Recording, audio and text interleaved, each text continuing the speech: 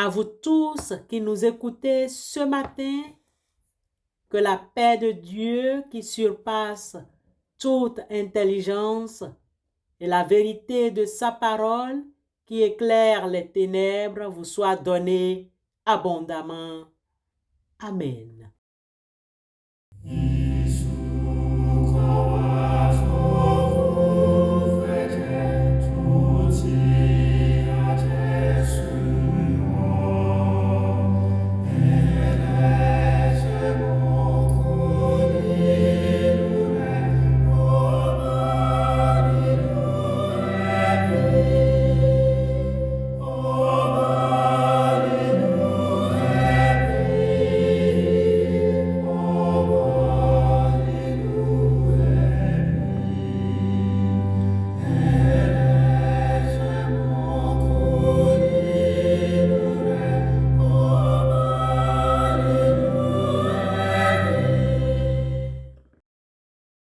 Peuple de Dieu au bout des ondes.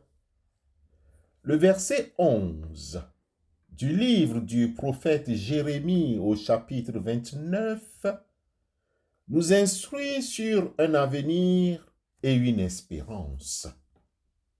Un avenir et une espérance ne sont pas des vœux pieux, mais une déclaration solennelle de Dieu pour son peuple en lutte vers la liberté. Notre méditation s'articule autour de la certitude que Dieu a des projets de paix, des projets de restauration et des projets de bénédiction malgré toute difficulté passée ou présente. Ce message avait été donné à des exilés, des gens découragés. Car je connais les projets que j'ai formés sur vous, dit l'Éternel, projets de paix et non de malheur, afin de vous donner un avenir et de l'espérance. Jérémie, chapitre 29, verset 11. Dieu garantit la finalité de son plan, le shalom. Les difficultés ne sont qu'une parenthèse, pas le point final. Face à l'échec ou à la déception, frères et sœurs, la certitude n'est pas dans notre capacité à nous relever, mais dans le fait que Dieu, lui, connaît le chemin de la restauration. Il nous relève et nous restaure si nous travaillons et comptons sur lui. Dieu promet de racheter le temps, même après de grands fléaux. Je vous remplacerai les années qu'ont dévoré la sauterelle, le djélek, le assil et le gazam. Ma grande armée que j'avais envoyée contre vous. Joël chapitre 2, le verset 25. Bien-aimés frères et sœurs, Dieu est capable de compenser les années de perte par une bénédiction abondante, rendant les temps difficiles finalement fructueux. Notre espérance est comparée à une ancre. Cette espérance, nous la possédons comme une ancre de l'âme, sûre et solide. Elle pénètre au-delà du voile.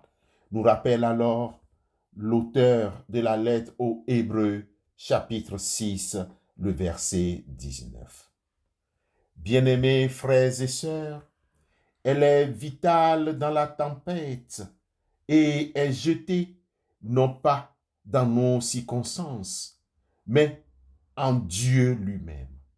Cette certitude nous donne une paix surnaturelle pour naviguer dans l'incertitude. Le projet ultime de Dieu est l'effacement de toute souffrance. Et celui qui était assis sur le trône dit, « Voici, je fais toutes choses nouvelles. » Et il dit, « Écris, car ces paroles sont certaines et véritables. » Apocalypse chapitre 21, le verset 5.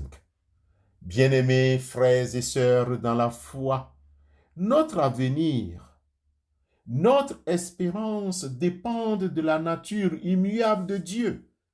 Il œuvre activement pour nous conduire à la paix, à la restauration et à la bénédiction. Travaillons à cet avenir meilleur et cette espérance. Comptons sur Dieu. Amen.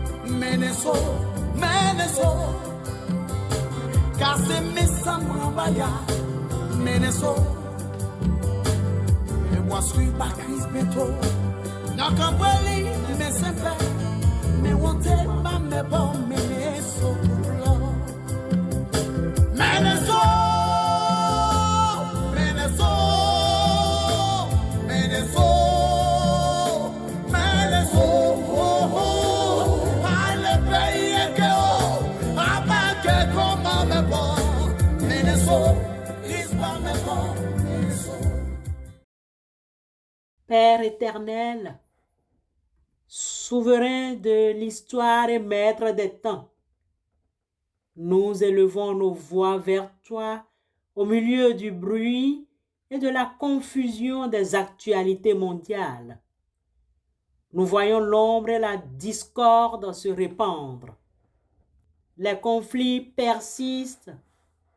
La vérité est obscurcie et l'égoïsme s'érige en norme. Nous te prions pour les nouvelles négatives qui assaillent nos esprits et alourdissent nos cœurs. Seigneur, la confusion règne.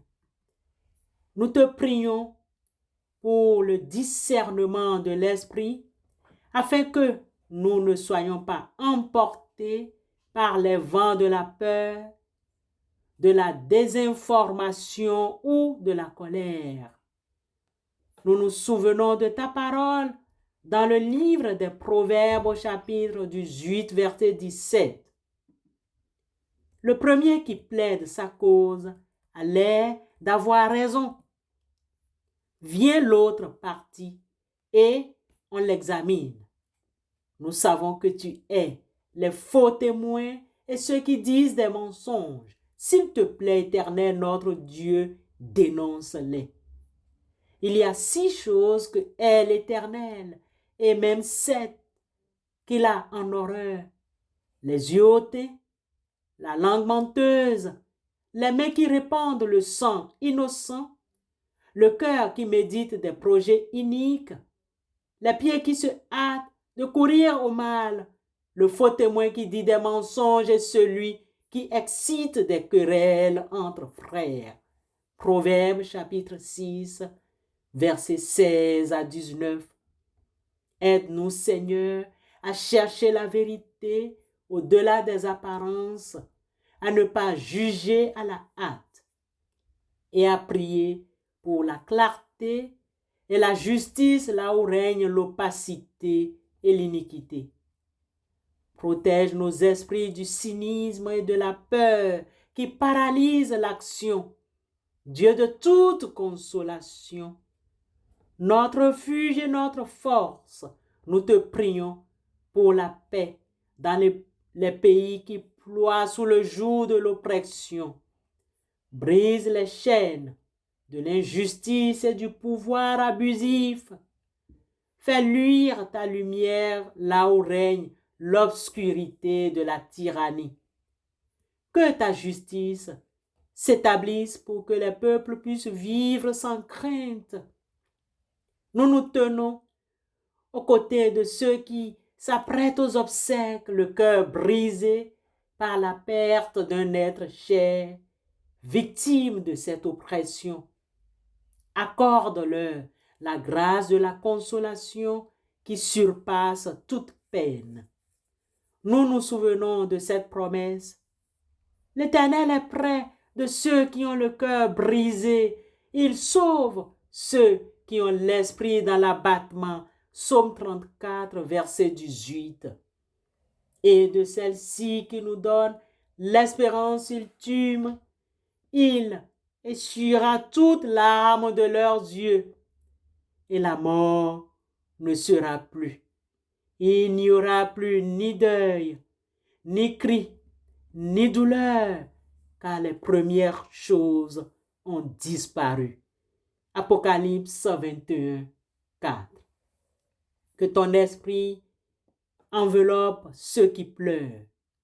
Donne-leur la force d'affronter l'épreuve et l'espérance de la gloire future et de la liberté retrouvée. Au nom de Christ Jésus, nous te prions, Seigneur. Amen.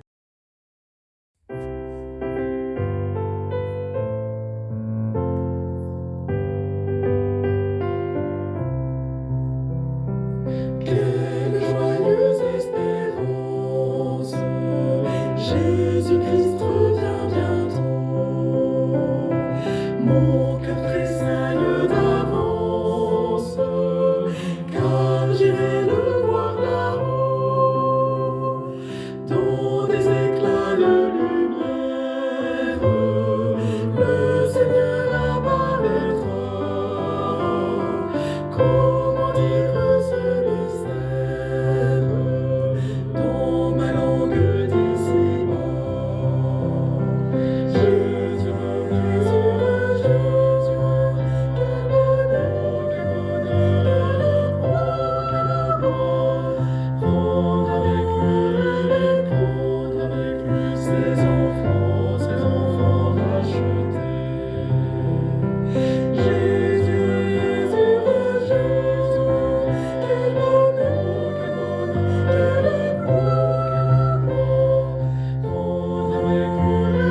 prendre avec lui ses enfants rachetés. Recevons la bénédiction venant du Seigneur. Que Dieu vous garde et vous protège du mal et de la peur engendrée par le monde. Que le Saint-Esprit vous accorde un cœur apaisé, un jugement sage et le courage d'être les témoins de la vérité et de la justice, même lorsque les valeurs de l'Évangile sont contestés. Au nom de Christ Jésus, allez en paix.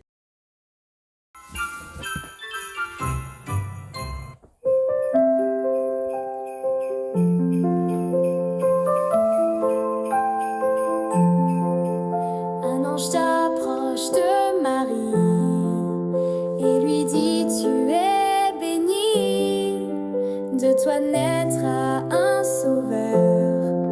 Crois seulement, n'aie pas peur.